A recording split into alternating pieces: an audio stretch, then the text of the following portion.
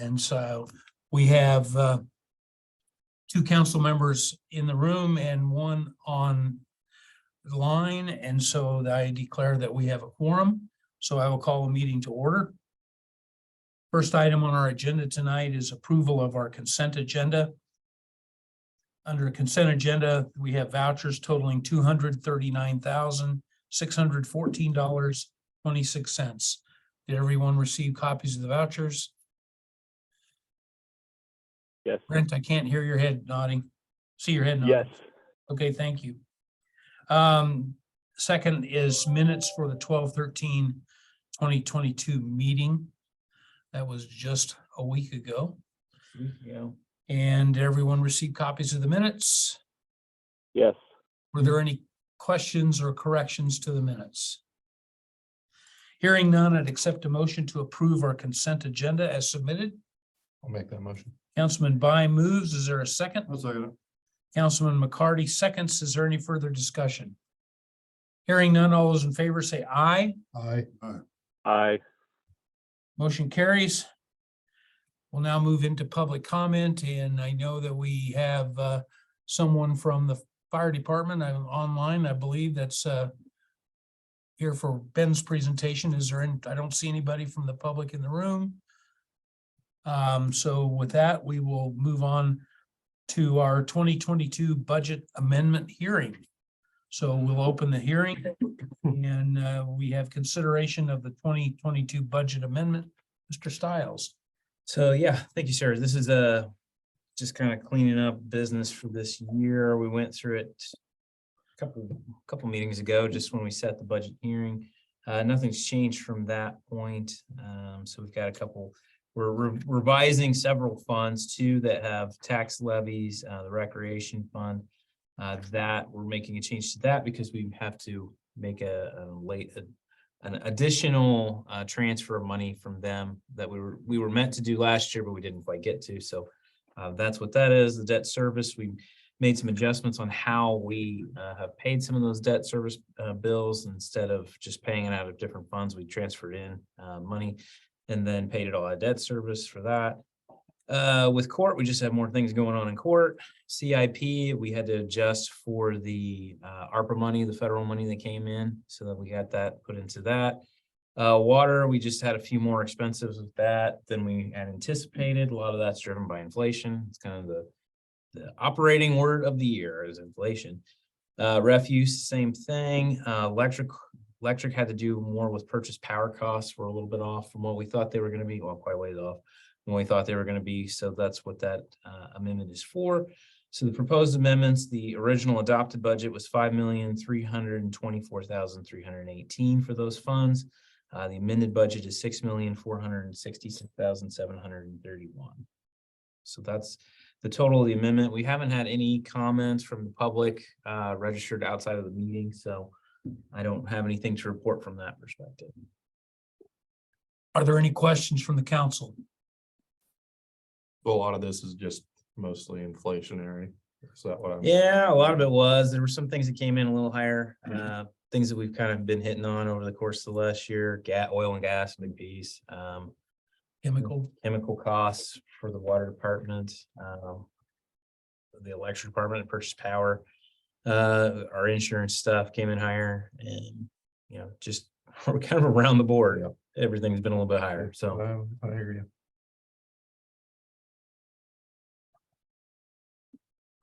Any other comments or questions? Hearing none, I accept a motion to approve the amended budget for 2022 as submitted. I'll do that. Councilman McCarty moves. Is there a second? Second. Second. Okay, Councilman By, we'll let Councilman By second. Yeah, it doesn't matter. Is there any further discussion? Hearing none, we'll poll the council. Councilman By, Yes.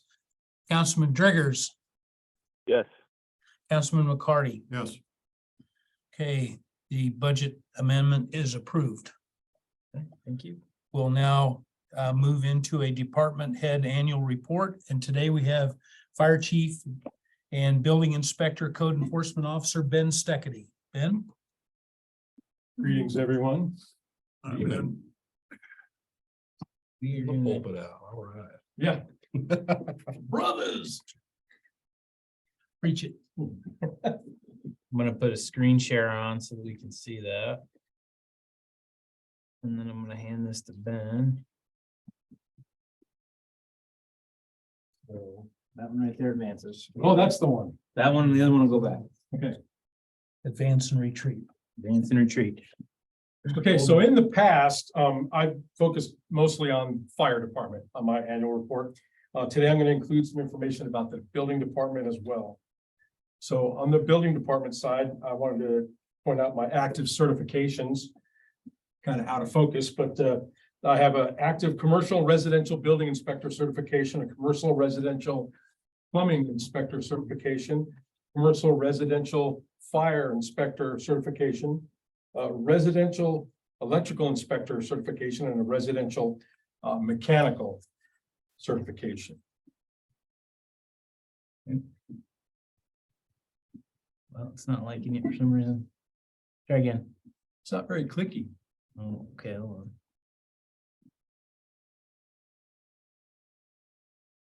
So these are some of the large active projects that we have ongoing right now. This is the Tabor student housing. This is a $3,800,000 project. It is 26,315 square feet, a 3-story building, including the basement, and it will house 86 students. Yeah, pretty remarkable. This is Tabor's maintenance building. It is a $325,000 project, 4,800 square feet, 1 story with a mezzanine. This is Builders Concrete. It's a warehouse that they're building, storage building, basically, $197,000, 3,600 square feet. This is the MB Foundation. This is a 2-story addition. It's a $2,500,000 project, 9,195 square feet, and it includes offices and a small event space. This is the outside of the Barkman Honey project. There's quite a bit more inside.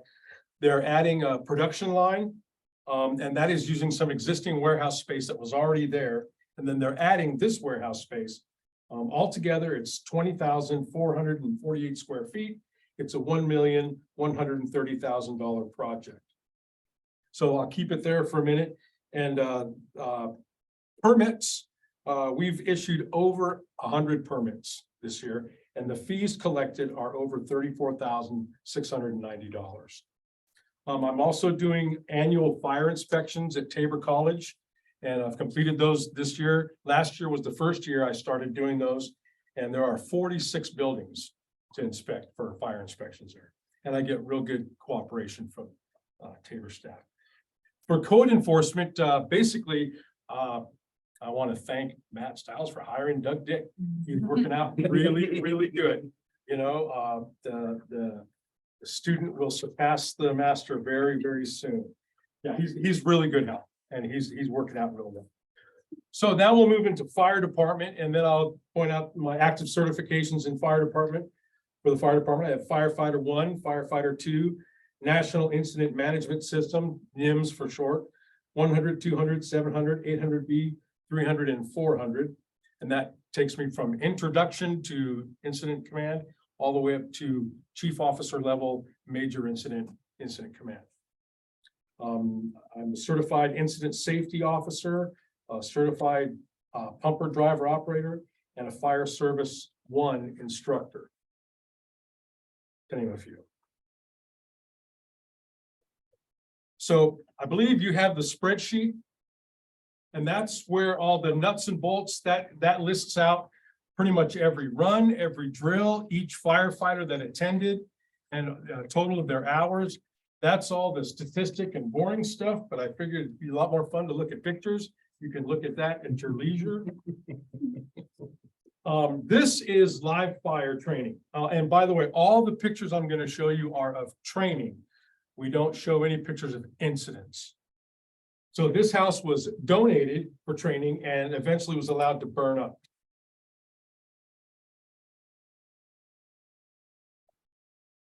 So that training also includes hose lays at Main Street Ministries. And this exercise also verified that there was the correct amount of pre-connected hose to reach the most remote parts of the building. So that, you know, it has that training has a twofold, it's pre-planning and training. And then here we have SCBA training from Lieutenant Mason McCarty. This is saving our own training from Captain Corey Unruh, who is he's in the gray sweatshirt, and he is our training officer. Lieutenant Merlin Funk is helping out with that saving our own training. And myself. Everyone participates. That's Mason getting the mask put on him. And here we have Mason instructing firefighter Nathan Schaefer on pumper operations. You may remember Nathan Schaefer. He was new last year. We just hired him last year. He's working out really, really well. And now here we have Nathan is sharing what he learned with Jesse Dirks and Blake Boddington, who are the new members that came on this year. And they're working out fantastic. This is wildland fire training by Mason and Assistant Fire Chief Todd Helmer and Captain Matt Hine. So I was away during this training, and these pictures are courtesy of Michaela Welch, by the way. So here we have firefighters receiving information on backburning operations. You know, you've heard that you fight fire with fire. And what you do is you burn the fire that's in the, you burn up the fuel that's in the path of the fire. So that way the fire has nowhere to go. There he is. I do. Hi. So here we have the landowner. He's looking on as the firefighters get instructions from Captain Unruh. And they went, the training went into the night. That always cracks me up. So here we have boat operations at the reservoir, and there's not gonna be a whole lot of pictures of this because we don't bring our phones into the water. So that's both boats in the water, and as you can see, go back, one there. they are fully loaded. So this is water rescue training at the Hillsboro pool. Here we have Captain Hine instructing firefighter Caleb Spencer on using a rescue flotation device. That's we also use that device for ice rescue. It doesn't really show it. It just looks like a noodle right there, which it is, but it also has a strap. There's a strap that's inside of it that you can wrap around and you can use it for.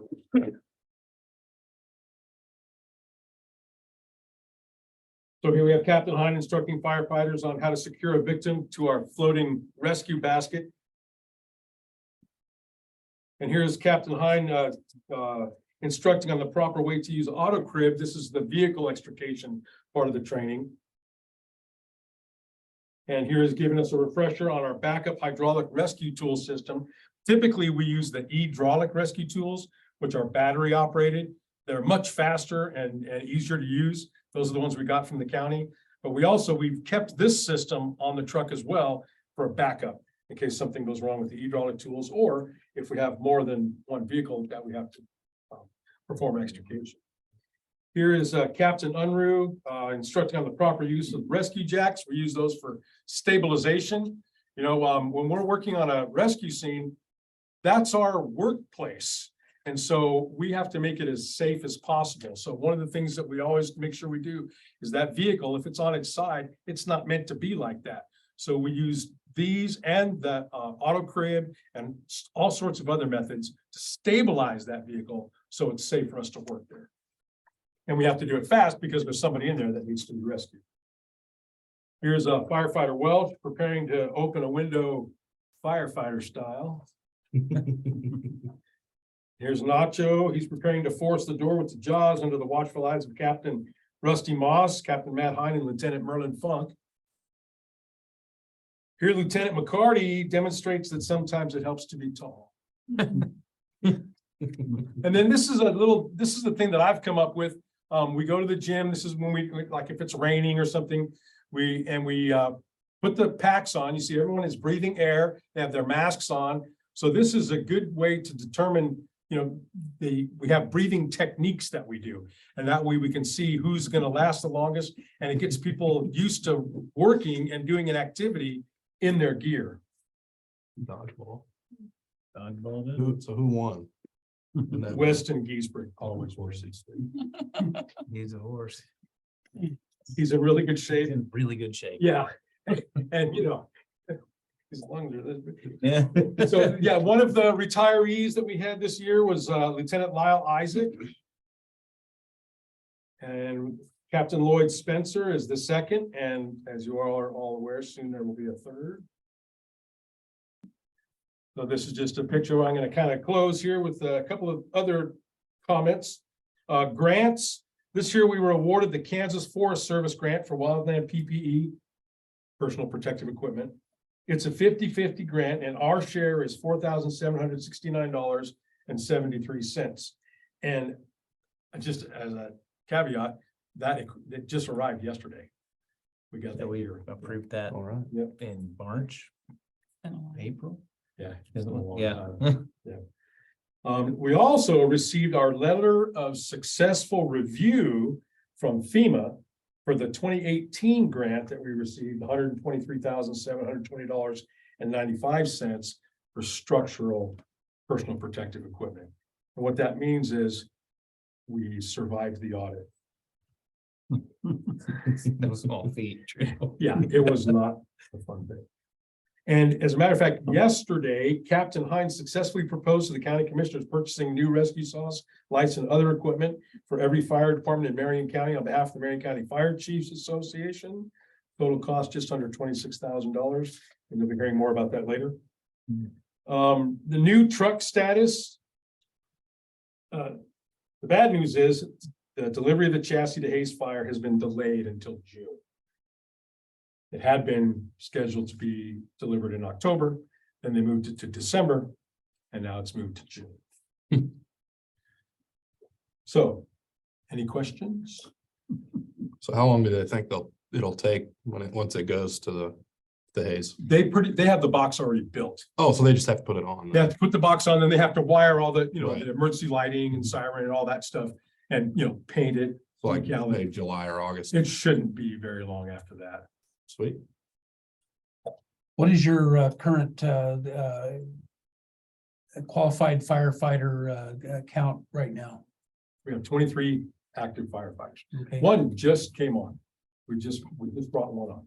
So I think there was a comment made at a meeting maybe last year that you were at, when we had to buy some additional equipment because we had more firefighters, more people wanting to be on the force than we had equipment for. That's right.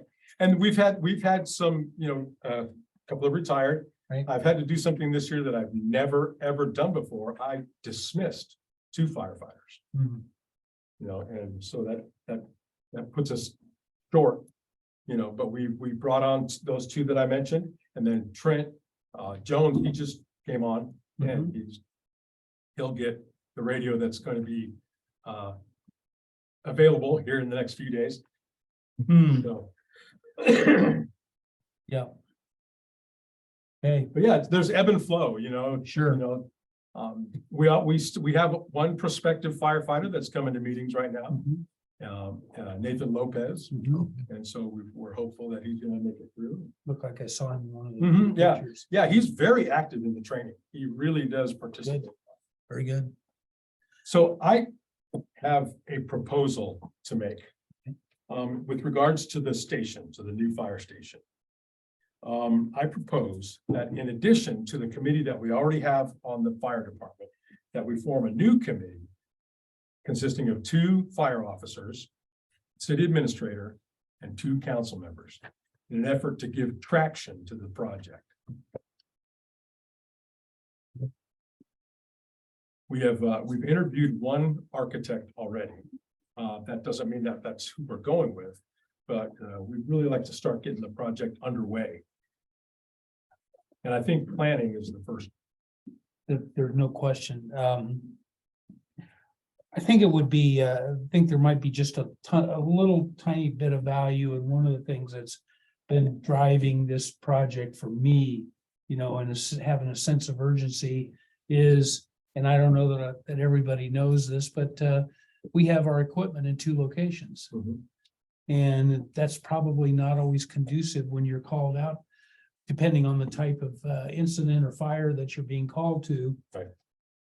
And I think it was maybe last year or the year before that, I mean, you literally were within minutes or seconds of losing a house from a timing standpoint because of high winds. Yeah. So Yeah. time does matter. You know, that's why we have sirens. I mean, you know, it matters, that seconds matter. And so, you know, when you have to try to figure out who's gonna go get that truck and take one of these trucks over there to get it, you know, we make it work because that's what we do. Well, I understand that, but But- I mean, you know, I guess the comment I'd like to make is that, you know, all it's gonna take is just one time we're a minute late. Response it- time, yes. You know, in that new fire station that we all want, you know, is gonna become pretty cheap in the long run. I mean, thinking about it that way. And so I know we have to be fiscally responsible and that, but I think we're eyeing a time when 2024, I believe, when the debt is gonna be serious debt's gonna be paid off, that we really want to target for this. And if that's the target, then it's not too soon to Right, so. if to we- consider. If we have a Consider, plan ready to go, right, you know, and we've made all the decisions about design and Absolutely. square footage, and, you know, all the things that we would want. And if forming a committee, you're not really spending any money, you're just spending time planning. I mean, Right. we're trying to keep ahead of it. Yeah, no, I think it's a great idea. Any other comments or questions for Chief Steckity on his request? No, I'm glad you guys came up with that. That would be good, I think, Ben. Thank you. Brent? Nope, no comment. Okay, well, if there are no comments, I'd accept a motion to form the committee that as outlined by Chief Steckity. And we could take official action. I'll make that motion. Councilman By moves. Is there a second? I'll second it. Councilman McCarty seconds. Is there any further discussion? You see any issues, Mr. Stiles? May wanna, we're gonna need to be careful with open meetings potentially if you have more than a couple of you in a room and 2 of you can meet, but you want to be cognizant of that. And, you know, I don't know what the committee meetings would be. They could be open meetings even if we had to, but Yeah. I don't think it's that big a deal, but you know, we don't have to necessarily appoint anybody right now. We just want to get that Just kind of form it. form the committee. You've given the blessing to do that, and then we can talk a little later about who wants to be on that committee, Mhm. because there's a time commitment. Sure. But yeah, I think I don't see any other objection. Other than that, No. okay. Yep. So we have a motion and a second. Is there any further discussion? Hearing none, all those in favor say aye. Aye. Opposed? Motion carries. Wonderful. Thank you all. You're welcome. Chief Steckity, we all thank you for your service and the service of your team. And, you know, it just, I say it all the time, but we have the best fire department going and, you know, I'm so thankful. Makes We me are. sleep easier at night, We are okay? so blessed here in Hillsboro. Mhm. It really is amazing. Yep. It just keeps on being a really good fire department. And I've done my best not to wreck it. Well, Good job, Chief. good job. All right, thank y'all. Thank you. Thank you, Mayor. Okay. So moving on, we have, we're into our business section. First item there is consideration of applications for cereal malt beverage licenses. Mr. Stiles. So this is kind of an annual thing. We renew CMB licenses. I've included all the applications there for you to review if you have any questions. They go through background checks. There's no issues with any of the background checks. The police department doesn't have any issues with any of the applicants. I would suggest doing these one at a time. So we do one motion per. So if you're okay with approving them, then the motion would be to approve the cereal malt beverage application for X company. The only one on there that may be of some interest to you, or that's a little different, is the Municipal Golf Association. You know, we're taking over operations of the golf course, but they will retain their cereal malt beverage license, at least for the meantime. So that if they have tournaments, they can still continue to do that. It becomes completely separate from the city. The city's not in the business of selling alcohol or beer. But the Golf Course Association would still like to retain that, at least for this year, to see how it goes. So you want to take these one by one? I would take them one by All one. right. if I would. Very good. So is there a motion to approve cereal malt beverage license for Casey's Retail Company? Make that motion. Councilman Second. by Councilman McCarty seconds. Is there any further discussion? Hearing none, all those in favor say aye. Aye. Opposed, motion carries. Is there a motion to approve cereal malt beverage license for Cooperative Grand? Brain, missed an eye there. Sorry about that. And Supply. Shoot. Have a motion? Councilman By is in a motion making mood. A second. Councilman McCarty's got the second. Any further discussion? Hearing none, all those in favor say aye. Opposed? Motion carries. Would somebody care to make a motion to approve cereal malt beverage license for DG Retail LLC Dollar General? I'll do that. So moved. I was gonna say, I'll Okay, let somebody. we're gonna let Councilman Driggers move. Second. I'll let you guys do that. Second, okay, we have a motion to second. Any further discussion? Hearing none, all those in favor say aye. Opposed? Motion carries. Somebody move to approve cereal malt beverage license for Hillsboro Municipal Golf Association. I'll move. Councilman By moves. Is there a second? I'll second it. Councilman McCarty seconds. Any further discussion? Hearing none, all those in favor say aye. Opposed? Motion carries. Would somebody make a motion to approve cereal malt beverage license for PH North Inc. Pizza Hut? So moved. Yeah, Okay, Councilman Driggers moves. Councilman McCarty, did I hear a second from? Yeah. Okay, any further discussion? Hearing none, all those in favor say aye. Opposed? Motion carries.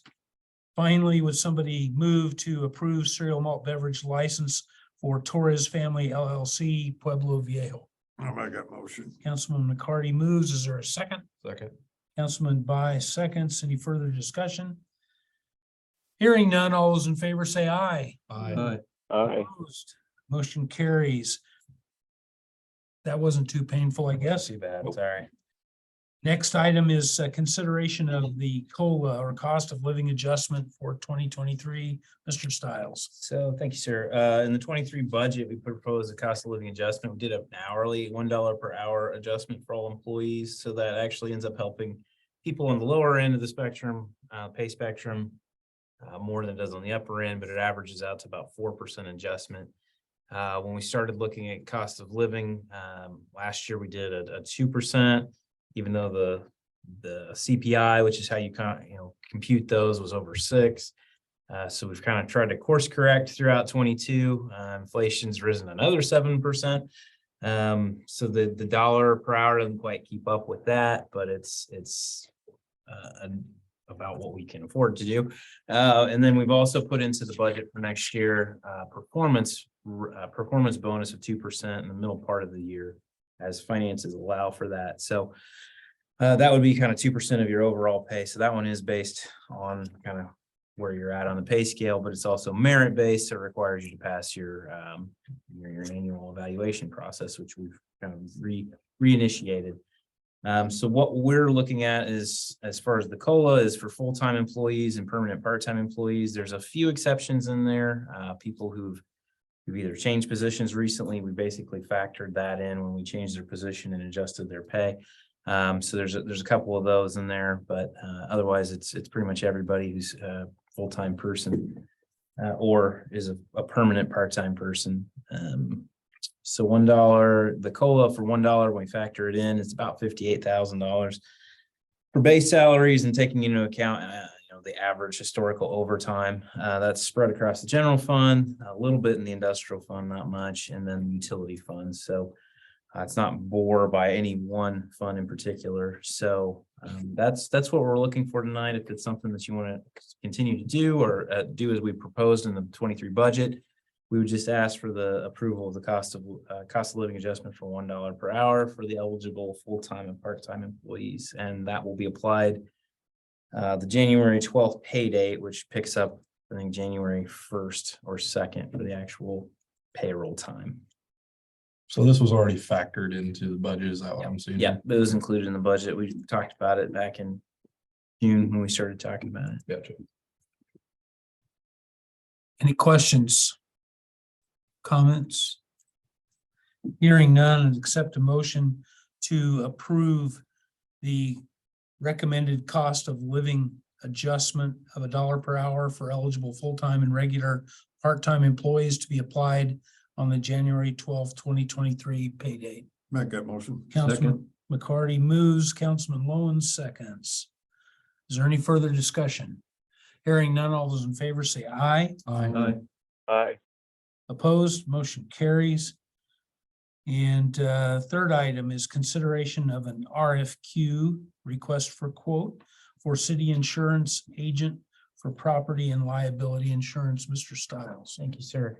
So what this is a request for qualifications for our insurance agent. Last year we switched from IMA to the insurance center for our coverage to service our property and liability insurance, which runs through EMC. Since that time, we've had 3 other people kind of come in and say, hey, we would like to have been part of this process. We really didn't do much of a process last year for it. So I can understand where they're at on that. So what we're proposing to do is release this RFQ so that anyone who's interested in servicing that policy can submit a policy. It doesn't preclude anybody. It's not a comment on the insurance center either. It's just we've gotten this request, and I think in the interest of fairness, it would be good to solicit those and allow people to respond. What we're asking for is written RFQs. So they'll be brought into the city in a written format. We kind of outlined some of the things we'd like to see in there.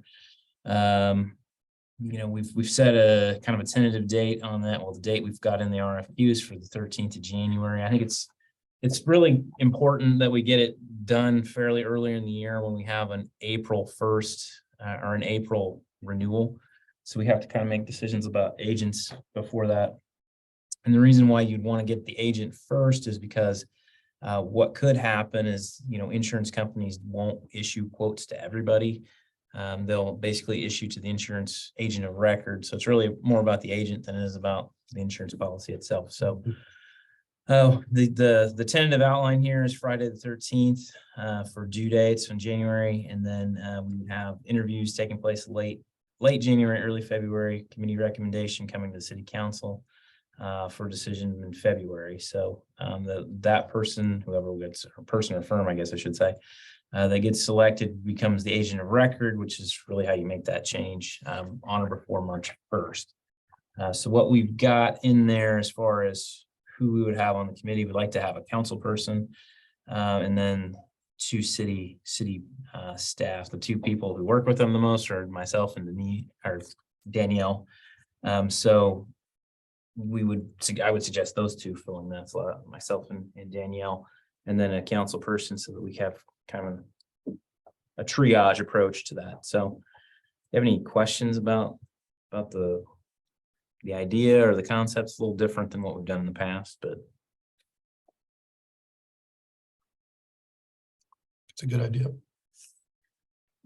I wouldn't have a problem if you had some input in that for us when it's all over, who you might think you could work with really well. I don't know if you could really want to do that, but I'd like to know how you're going to get along with them, because you're going to be dealing with them more than I will or anybody else. sure. I think that's important. It's a relational type of thing. The insurance company is the insurance company. It's always seen as kind of this great big monolith. In many ways it is, but there are still, if you have relationships with specific people inside EMC, for example, you're much more likely to get motion on something For example, we had a couple claims this year where things didn't necessarily go as well as they could have, but we had, some personal relationships with some of those people. And so that helps kind of make it work better. So, it is a relational business, even though it's still business. Right, but, yeah. Any, That's all I got. any further questions? Would somebody care to, I think we need a motion, do we not? Yes. To approve the RFQ. Mhm. Now, do you need the council member named at this point in time? Not, but Just the consideration was all right. yep, we don't need it right now, but we'll come looking for somebody. Okay. Ball and So would somebody care to make that motion? I'll make that motion. Second, Councilman By moves. Councilman McCarty seconds. Is there any further discussion? Hearing none, all those in favor say aye. Aye. Aye. Opposed? Motion carries. Looks like we have a couple additional items to the agenda tonight. The first of those is consideration of equipment purchases on behalf of the Marion County Fire Chiefs Association. And I think that was what Yeah, it came out Chief really late. Steckity was alluding to. Correct, yeah. So this came in late, so I do apologize for sending it out. It came in this afternoon. So one of the things that Marion County does is they budget annually to support the County Fire Chiefs Association and the 12 departments which they're representative, which they represent. They've got a program where they put into their budget about $25,000 for equipment that needs to go, to meet needs, rescue equipment to meet needs of the county. The County Fire Chiefs Association kind of works to represent that, and they've kind of worked together. Our Captain Hine worked to kind of spearhead this for the County Fire Chiefs Association. So they have to. One of the things is that you have to buy the material and then get reimbursed for it. And Hillsboro Fire Department being is the largest department, we have the resources in order to do that. We have a fire equipment reserve fund that we can use to make this initial purchase and then get reimbursed from the county in order to distribute all that equipment out to the different fire departments. So it's kind of a weird deal. In effect, we're buying for the police or the Fire Chiefs Association and the 12 fire departments in order to pay for it and then get reimbursed from the county. Now, the county commission's already approved the reimbursement. They went yesterday to the county commission and got approval to do it. So we know that they're actually going to pay the bill, but we have to make the initial purchase on behalf of the County Fire Chiefs Association. Got to get that one right. And I think it kind of boils down to where the department with the means to do that. And so here we are, we're being asked to do that, which I don't personally have any issue with. I mean, we do have this reserve fund with $158,000 to help pay for that we set aside to help pay for the unit that's coming in next year, hopefully. And so that we know it's going to be coming back from Marion County. I don't feel like it's really just kind of a pass through for us. So there's two pieces in there. You kind of look on it on the back there. There's one from Municipal Emergency Services. These are carrying window punches for breaking out windows, and then escape knives, which is for cutting seat belts. So they would go, these are actually 204, which is one for each firefighter in the county. At a total cost of $446. They didn't have the shipping figured at this point. So there was some estimates in there for, we're going to need a little room for shipping. So I baked in a little bit when we talk about the total cost. And the other was from Hillsboro Hardware. This is for Milwaukee tools, sawzalls, hacksaws, blowers, batteries, rapid chargers. There's a set there for each fire department in the county. So 12 total. Some you're getting two of those items. Total cost for that is $17,417.65. Kevin over at the hardware store was able to get a $1,500 discount on that. So that was nice of him to get that in there. I really appreciate their support on that. So the total project cost, if you add those two together, is $24,963.65. Factored in $100 for shipping, but I would just recommend, if you're going to approve this, to approve it to at a not to exceed 25,000, just in case something with the shipping gets weird. That would be, and I know the county commission has approved up to that same amount, so. As I mentioned before, we've got the fire equipment replacement fund. It's a non-budgeted reserve fund, so it doesn't really impact the budget from that perspective. 158,000 and a little bit in that fund, so we have the means to do it. So what we're recommending from staff is to just approve the purchase up to from the proposed bids from MES and Hillsboro Hardware on behalf of the Marion County Fire Chiefs Association at a cost not to exceed $25,000.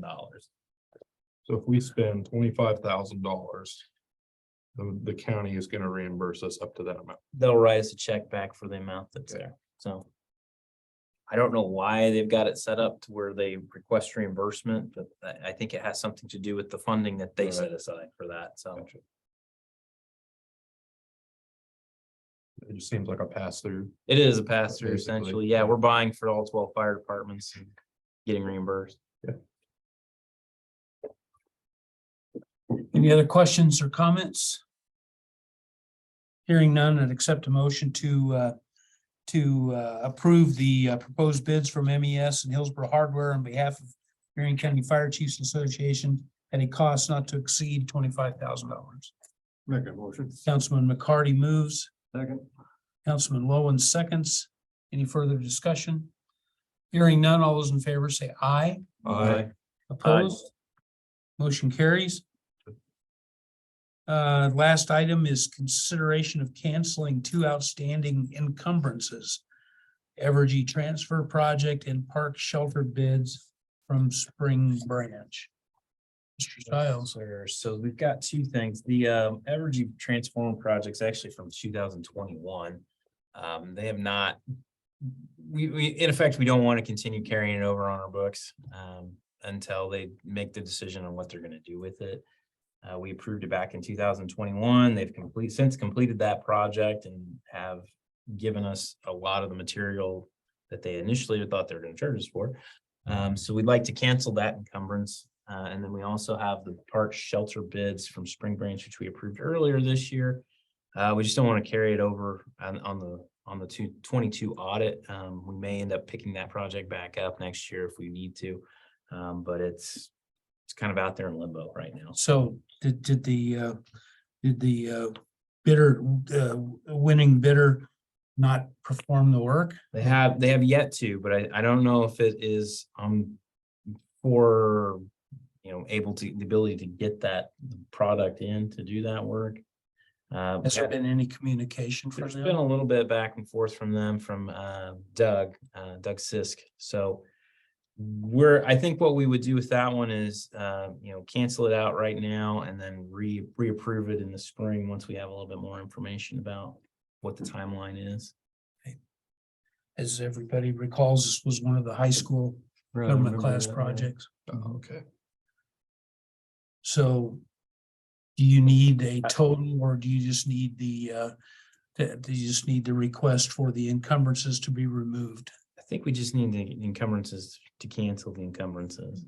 I would say that would be Andrew would know. sufficient with that. Andrew?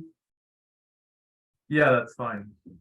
Okay, So just a motion to remove. to remove the encumbrances, Cancel those two. cancel the two items. Standing encumbrances. Somebody care to make that motion? Make that motion. Councilman By moves. Is there a second? I'm taking it. Councilman McCarty seconds. Any further discussion? Hearing none, all those in favor say aye. Aye. Aye. Opposed? Motion carries. So I think that takes us to your city administrator's report, Mr. Stiles. Thank you, sir. A couple things, just following up on the meeting we had last week with the Marion County Planning Commission. We plan on being there on Thursday to discuss our response to that. I think there's a little bit of pushback from the county councilor on what rights we may have on that, but we'll be there in force to tell them this is what we've determined on that. I also have received comments from other people in the area who are planning on being there or submitting comments from the homeowners association at Willow Glen. A couple specific homeowners have contacted me saying this is what we're going to do. So we'll be there. We'll see what happens. When you say we, It'll be myself and hopefully Andrew, weather permitting. Unless, it's Yeah. supposed to be Thursdays, pretty nasty. So is there a chance that they could postpone it? potentially, I don't know what their game plan is if it's inclement weather. So we'll see. Is it something that they could do online then? I don't know that they have the capacity to do it at that location. Okay. They could probably do it if they did it at the courthouse, but they're talking about it at the lake house, I see. lake office. So we will be there. Following up with the senior center conversation, I met with the treasurer and the president of the senior center yesterday and talked a little bit, but through the funding arrangements, getting a little bit more information, and we'll have something back for you, hopefully late January, early February. The 101 South Main, the owner, Mr. Yang, actually came to City Hall last week, saw him, met him in person, served him his papers in person. So he has said that he is going to be fixing the property's roof and the masonry on the north side of the building, as was indicated in our order. Of course, he'll have to do that with a registered contractor and pass all the inspections, and we'll be watching that very closely if in fact he does get to that point. I've heard, we hear that stuff all the time. Yeah, yes, we'll fix it, and then they don't show up and do it. So the plan, we have the authority to do the work on December 30th. So we will plan on doing that unless they come in and do something other than that. So I feel pretty confident that we will be able to get that done relatively quick order if they choose not to. So, but it was interesting that we finally got his attention about it. And so, yeah, that was that. I want to remind everybody, Joe Alvarez retirement is on Thursday. Also, well, it'll happen, I think, regardless of weather, but it's going to be cold. But join us for that 4 to 6 here at City Hall. So wish Joe well on his way out. Office closure for the holidays will be closed this Friday on noon. We'll also be closed Monday for the 26th, which is the official observed holiday. And then we'll turn around the next Monday on January 2nd, and that will also be closed. I also want to give people a shout to look out on our Facebook page. We put some information out there about running your water in sub-zero temperatures. It's important that you keep a dribble going because moving water doesn't freeze. And when it's supposed to get down into the negative 30 wind chill, things can freeze. We had problems, not last year, but the year before, with meters freezing. They all have, if you're interested in your meter has like a foam disc that sits on the top, and that insulates the meter and protects it from freezing. If people have gotten into their meter cans or something has happened, sometimes those things slide off and they go to the side. If that happens, your meter is much more susceptible to freezing. We have a way to fix that, and of course we'll be on call if there is an issue, but it's just better to prevent it from freezing than to have us come out and defrost it. So important tip. We've been putting it out there. We watch the weather pretty close for that, and so we just want to remind everybody. Also recommend disconnecting any hoses that you for have sure. hooked up to your faucet. Yeah, it's very outside. important to do that. Yeah, unless you want a blown line in your house, that would be a good idea. Know about that. Done it myself. Yep. And also pets and Yeah, your pets, make sure they're inside and not outside. Well, I know one pet that never gets inside, but can't do anything about it. Well, sorry. it's gonna be cold enough they may change their mind. I know our outdoor cat went outside this morning, and by the time I walked downstairs and got the garage door open, he was coming right back in. Want it in, huh? Yeah, I don't blame them. I Mine was- wouldn't want out there either. Can't get better either. Okay, I don't see any members of the public online or in present in the room. So we will move to council comments. Councilman By. Not a whole lot. I saw the building for the splash pad, or the bathhouse for the splash pads making progress. Making progress. Got electricians in there, Mhm. plumber, roofs on, everything's kind of buttoned up from that perspective, but yeah. They're moving to put all the roughing and all the plumbing in, and then they'll set fixtures and stuff, so. Sweet. That's all I got. Councilman Driggers, No comments tonight. what about the score of the game? What's going on up in council? I'm actually in my car, so I don't know. Okay. All right. We'll have to go online to USD 410, I guess. There you go. Councilman McCarty, Doesn't, Councilman Lowen. I don't have anything. Well, on behalf of the mayor and city staff, I want to wish everybody a very Merry Christmas and a Happy New Year, and be safe out there. We've got some serious cold weather coming, so I want everybody to take heed and be smart and be safe. And then New Year's Eve, Assistant Chief Brazel put out a notice that I hope everybody takes heed to, that we're not out drinking and driving. So let's be safe. Smart. With that, this meeting is adjourned. Thank you. Yeah, I gotta go to Thank you. slide on Thursdays at the doctor. Thanks, Brent.